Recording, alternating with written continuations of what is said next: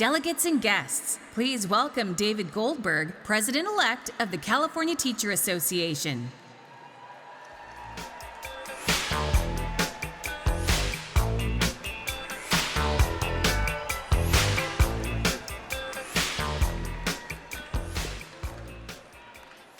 Good morning, folks. How y'all doing? I'm honored to be here with you all today. I'm David Goldberg, President-Elect of the California Teacher Association, giving my first address to you all. It's special for me because I've lived my whole life about 3 miles from where we stand right now. But my path to this podium has really taken me a lifetime. You see, the year before I was born, my grandmother went on strike for 4 weeks to help found my union, UTLA. The courts threw out that settlement because in those days, in the 70s, it was illegal for educators to strike. The year I was born, my mother and others in my community began an affordable community child care center. The program served all the neighborhood kids and was what we would call today a true community school. For several years, the city tried to close it down, so the earliest years of my life were part of a community struggle. Before I learned the wheels on the bus, I had already learned we shall not be moved. No nos moverán.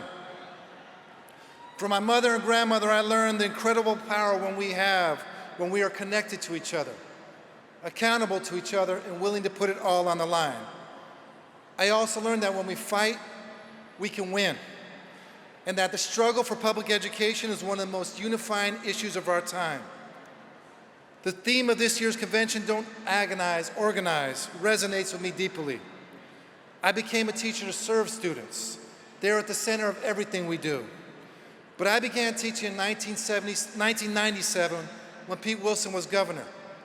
And these were hard years when our students were under attack through racist state initiatives that denied undocumented students in education, robbed them of their ability to be bilingual, and outlawed affirmative action. It was also the beginning of No Child Left Behind and an all-out assault on educators.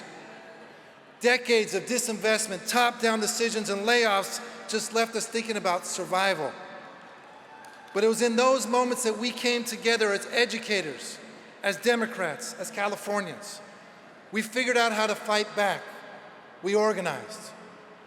And while today we have a Democratic governor and a legislature who prioritizes public education, we also live in a moment where right-wing extremists seek to weaponize and vilify it.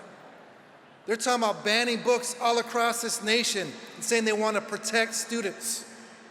If you want to protect students, why don't you ban assault rifles? That's what's killing us. It ain't books. It ain't kids wanting to learn about ethnic studies and about their identity.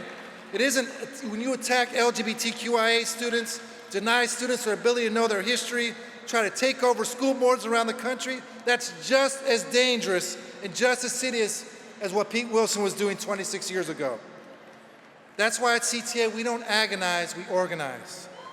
We're lucky to be part of a union. It's a gift to us to fight over salary and health care. But we're public sector unions.